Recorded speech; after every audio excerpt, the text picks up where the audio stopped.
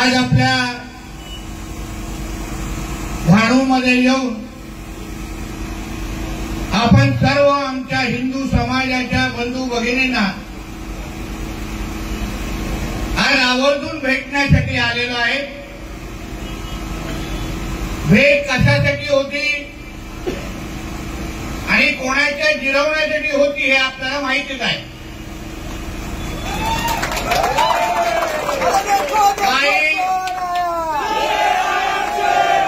काही लोक इथे लायकीप्रमाणे जास्त गोळा व्हायला लागलेला आहे, ते विसरून गेले जे काही जिहादी मानसिकतेचे एका हिरवे सागचे इथे काही गोळा झालेला आहे,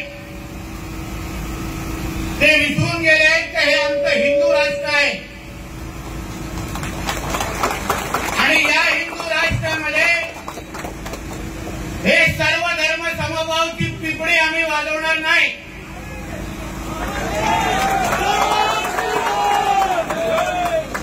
हे गंगा जमुना तैलीब टाका कुठला तरी भोकात आमच्या इथे चालणार नाही।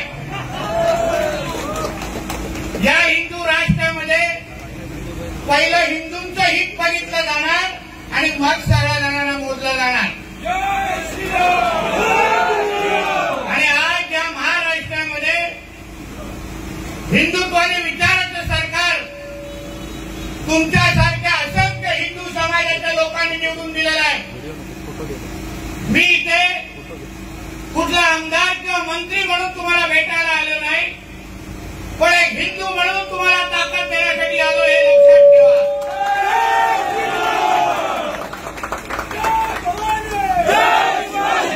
म्हणून कोणी जे कोण माझं भाषण ऐकत असतील, कारण का मला माहिती आहे मस्जिद में चुप चुप के मेरा भाषण सुनते हैं सब लोग।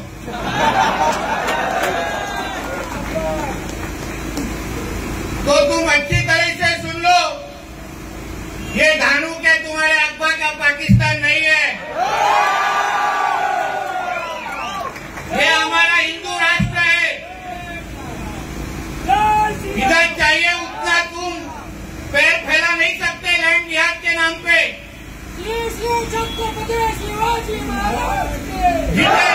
जिथे पाहिजे तिथे तुम्ही तुमचे खडग उभे करू नाही शकत, जिथे पाहिजे तिथे मदार उभे करू नाही शकत। आमच्या या हिंदू राष्ट्रामध्ये डॉक्टर बाबासाहेब आंबेडकरांचं संविधान चालणार, तुमचा शरिया लागू कायदा नाही लागणार इथे। ते शरिया कायद्याची एवढी तुम्हाला खात असेल ते दावा तुमच्या इस्लामाबाद कराचीमध्ये तुमच्यासारखी घाण आम्हाला इथे नको आहे। इथे राहायचं असेल तर डॉक्टर बाबासाहेब आंबेडकरांचं संविधान माना। आमच्या या हिंदू समाजाकडे कोणीही वाकड्या नजरेने पाहिलं, माझ्या एक हिंदू भावाच्या डोक्यावरची काय पट्टी लावली आहे उसका तो चुन चुन के हिसाब लिया जाएगा हे लक्षात ठेवा। मी इकडे असलेल्या प्रशासनाला पण सांगेन, कोणाचं सरकार आहे हे लक्षात ठेवा। या हिंदू समाजाने 2024ला हे हिंदुत्वादी विचाराचं सरकार म्हणून आम्हाला निवडून दिलंय, कुठल्या गोल टोपी आणि दाढीवाल्यांनी आम्हाला निवडून नाही दिलाय। म्हणून आम्ही जे काय करतोय ते या हिंदू समाजासाठी पहिला करणार हे प्रशासनातल्या काही कावळ्यांनी लक्षात ठेवावं। माझ्याकडे काही नावं आली आहेत, भेटलोय त्यांना माझ्या भाषेत। आता जेव्हा मुंबईला जाईल तेव्हा जो काही कार्यक्रम करायचा आहे मुख्यमंत्री साहेबांना करून निश्चित पद्धतीने करेल हे लक्षात ठेवा। कोणी पाहिजे तसा नगरपालिकेमध्ये बसतात, कोण पोलीस खात्यामध्ये बसतात।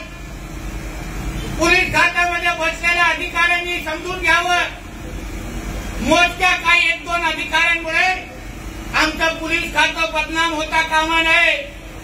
आमच्या मुख्यमंत्री देवेंद्र फडणवीस साहेबांकडे ते खातं आहे, म्हणून कोणालाही आमच्या फडणवीस साहेबांचं नाव खराब करायला आम्ही देणार नाही। म्हणून वेळेत जे काय आता तिथे स्ट्रक्चर बघून आलोय.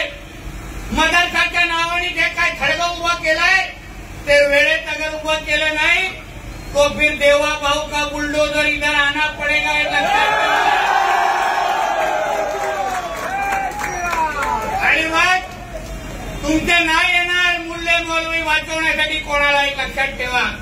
मग आम्ही कसणार भगवान इथे, आम्ही कसणार इथे. म्हणून जे नियम कायदे आहेत ते प्रत्येकाने पाळावेत. आमच्या सणासुदीमध्ये आम्ही आमच्या दिवाळीच्या वेळेस आम्ही अगर आमच्या घराच्या बाहेर पण अगर फटाके वाजवणार नाही तर मग काही तुमच्या शुक्रवारी वरती आलेल्या सिलेंडरच्या खाली वाजवायचे काय? मग तिथे सिलेंडरच्या खाली फटाके लावले तर फुटले तर आम्ही काय करायचं? हा, त्याला काय आहे औषध? मग यापेक्षा तुम्ही तुमचे सिलेंडर तुमच्या इकडे उभे करा, आम्ही आमच्या इकडे फटाके फोडतो. आम्ही नाही करत अशी मस्ती तुमच्या ईद आणि मोहरमच्या वेळेस. करतो काय आपण? गपचूप करतात ना ते लोक त्यांच्या मिरवणुका आणि सगळे काय त्यांचे जुलूस. अगर धारूच्या हिंदू समाजाने ठरवलं तर एक पण इथे जुलूसची मिरवणूक निघणार नाही, एवढी ताकद या सगळ्यांमध्ये आहे. पण आम्हाला वातावरण खराब करायचं नाही. आम्ही जर तुम्ही जसं आपल्या सणासुदी साजरा करतात, तुमचे ईद आणि मोहरम साजरा करतात, तसं आम्ही पण आमचे दिवाळी आणि अन्य सण साजरा करतो. मग तिथे काही मस्ती होता कामा नये. म्हणून काही गोष्टी मी इथे जेव्हा आलो तेव्हा काही लोकांना समजलं पाहिजे. मी असंच येत नाही, मी व्यवस्थित तयारीमध्ये येतो, एक लक्षात ठेवा. आणि म्हणून यापुढे माझ्या हिंदू समाजाच्या कुठल्याही माझ्या तरुणाकडे किंवा कुठल्याही व्यक्तीकडे कोणीही अगर वाकड्या नजरेने पाहिलं ना तर मग तिसरा डोळा उघडायला लागेल, एक लक्षात ठेवा. हे जास्त लोकांना नाही परवडणार. आम्हाला वातावरण बिलकुल खराब नाही करायचंय.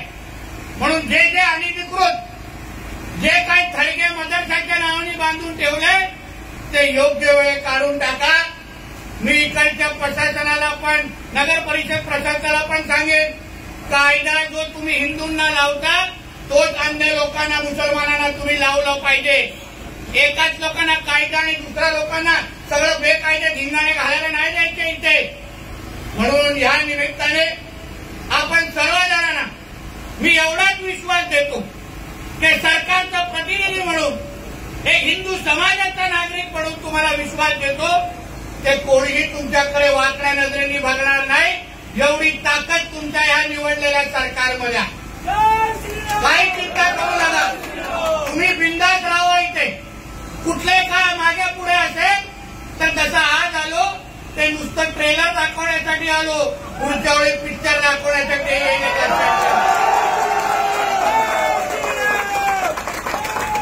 आणि माझा पिक्चर खूप लोकांना नाही परवडणार, बिना तिकीटचा असतो, एक लक्षात घ्या. म्हणून परत एकदा आपण सर्वजण इथे आलात, माझं स्वागत केलं, एवढ्या मोठ्या संख्येने जमलात. ही ताकद, ही एकता, ही एकजूट ही आपल्या हिंदू समाजासाठी महत्वाची आहे. ज्या ज्या माझ्या हिंदू समाजाच्या तरुणांनी त्या दिवशी एकत्र आले आणि त्या दिवशी ते फटाके फोडले त्यांना मी मनापासून, त्या सगळ्या वीर तरुणांचं मी मनापासून अभिनंदन करतो. या अशाच एकजुटीमुळे हिंदू समाज त्याकडे कोणी वाकड्या नजरेने बघू शकत नाही. म्हणून परत एकदा आपल्या सगळ्यांचे आभार मानतो, इथेच सांगतो